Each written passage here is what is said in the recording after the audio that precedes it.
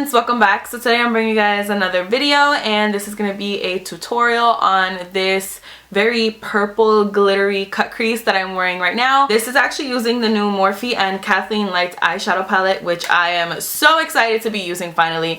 I got it in the mail probably around a week ago, and I haven't used it until right now because I wanted to save it for this look. I used kind of more of the mauve shades. This is what the palette looks like, by the way, on the inside. So I used kind of this burgundy, this mauve, this black, and then this kind of purple color. Of course, this is very dramatic, but I feel like you guys should be used to it by now. I am wearing a shirt, by the way. You will see it come up several times throughout the video, just a lot of times, so just don't mind that. So if you want to see how I got this look, then please just keep on watching. Okay, so you guys already know we're of course starting with the Morphe and Kathleen Lights palette. The first color I'm taking is this mauve shade on that center row, and I'm just gonna go ahead and take a really fluffy Morphe brush and just apply this all throughout my crease. At the end, I am gonna kind of wing it out, which I usually don't really like to do, but since we are gonna kind of have that winged out cut crease shape, I feel like it makes a little bit of sense. So now I'm gonna go in with that burgundy shade right next to the mauve shade that we used, and both of these colors are matte, by the way, and there are no names on the palette, so I don't really have anything to call it other than that burgundy shade and that mauve shade, so just bear with me. But you guys can of course see the colors. But anyways, I'm going to take that color with a more dense fluffy brush. I'm still kind of blowing it out. I'm not really concentrating it too much, but I am kind of starting to create that cut crease shape. I'm still going with the wing at the end there, and I'm just kind of following along my eye and then just winging it out at the end. This part is not too bad. And then I'm going to take a fluffy brush, the same one that we used with the mauve color, and just blend out any harsh lines. That's kind of the constant with cut creases. You just have to continuously blend and blend and blend and blend until you feel like you hate blending, and then keep blending. So now I'm going to take an angled brush and I'm going to start creating a very harsh line right above my actual crease.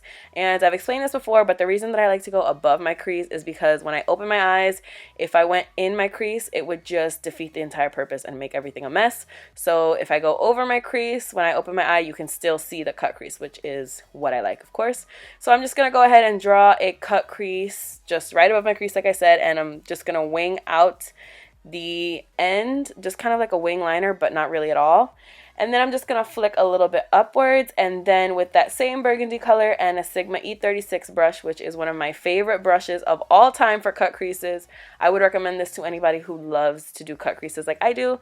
I'm just going to kind of blend out a little bit, not too much. It's still going to look a little bit crazy, but just so that we kind of have that harshness right at the line, and then it starts to kind of fade upwards. Then I'm going to take the second fluffy brush that we used with the burgundy color, and I'm just going to blend a little bit further, because like I said, if you don't like to blend, you don't like to do cut creases. Then I'm going to go in with the black shade, of course, because you guys know I cannot help myself. I literally cannot. I was just looking at the black the entire time, and I was like, no, this is... obviously this has to happen. So I'm going to take the same angled brush that I took the burgundy color with, and I'm just going to kind of define the line, make it a little bit more crisp and kind of more exact, if that makes sense. And then I'm just going to kind of blend upwards a little bit more.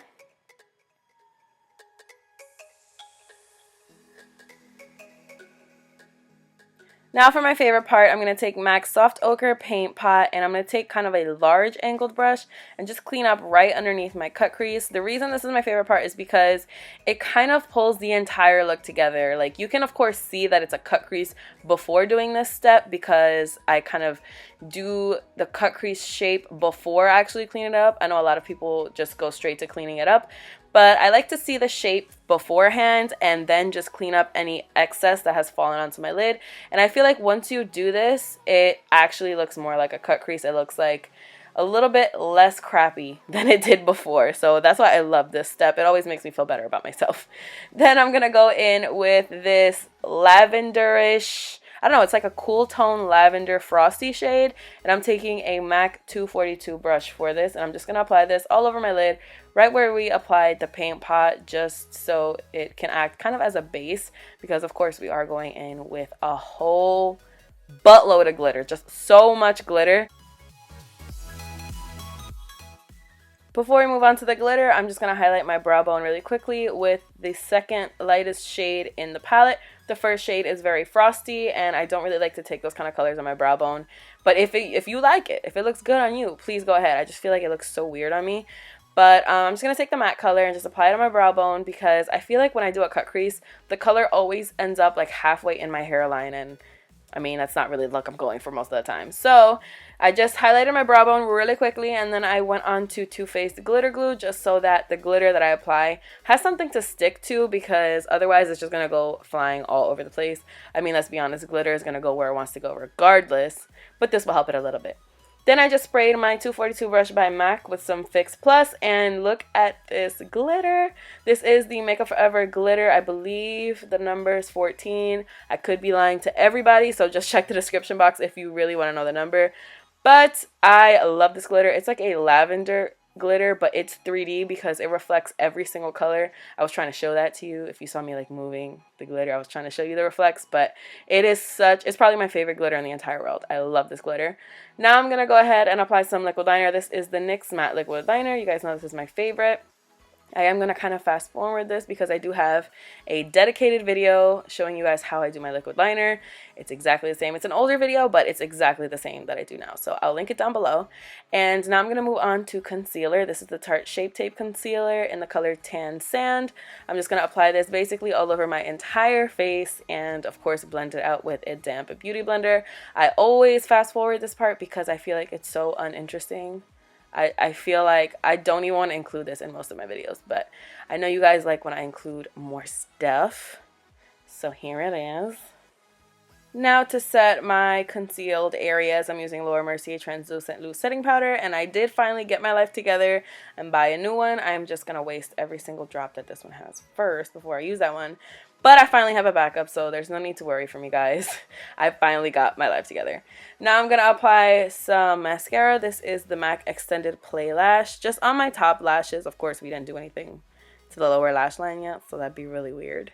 And I'm just going to go ahead and wipe away all the bakage. This is the Real Techniques contour brush that I'm using for this. I never really use it for contour, so I figure this is a great function for it, right? Moving on to the lower lash line, I'm grabbing Fascinating Eye Kohl by MAC, and I'm just going to apply this on my waterline just to really open up the eyes. I do a lot of looks with black liner in my waterline, like a lot of looks. So I felt like I wanted to do something kind of more open, so that's why I chose the white. Of course, you could do a nude or whatever white eyeliner you have will work. This is just the one that I have, so please feel free to switch it out to your liking. You could also do a purple liner. That would be really cute.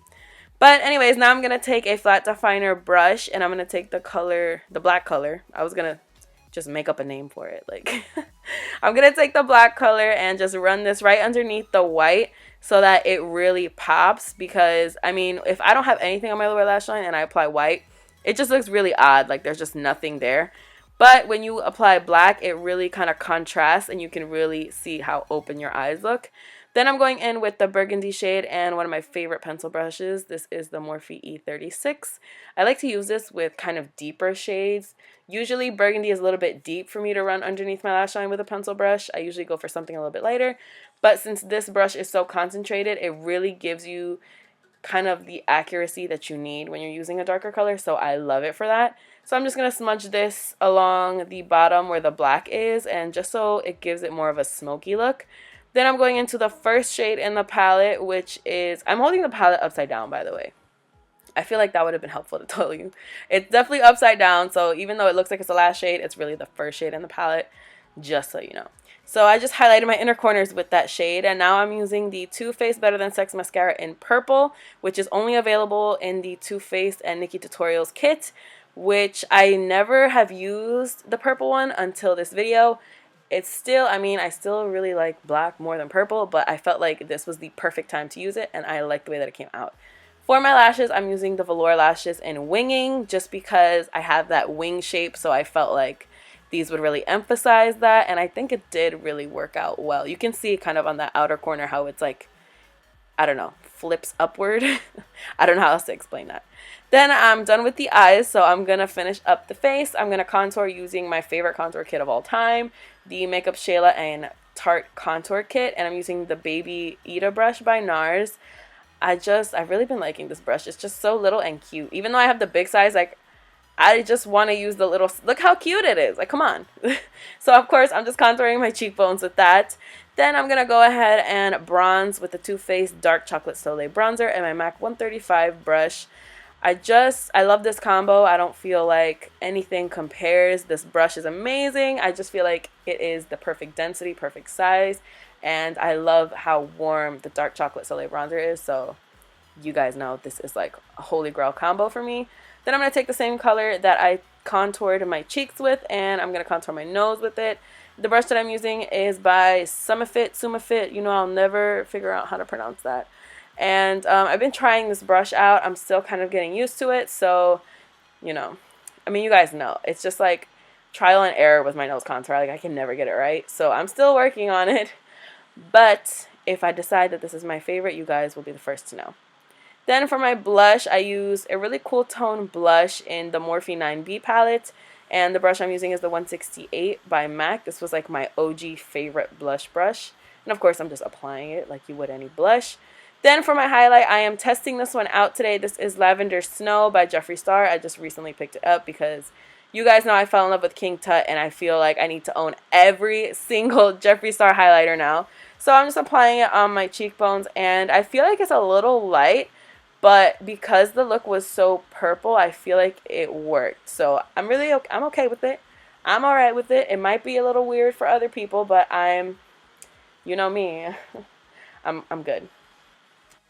For my lips, I'm starting off with Stone Lip Pencil by MAC. It's just a deep gray color. It's not as gray as the lipstick that I'm going to use, but it's pretty gray. So I'm just going to use this to line my lips. I love this color, and I love gray lips. You guys already know I can't stay away from them.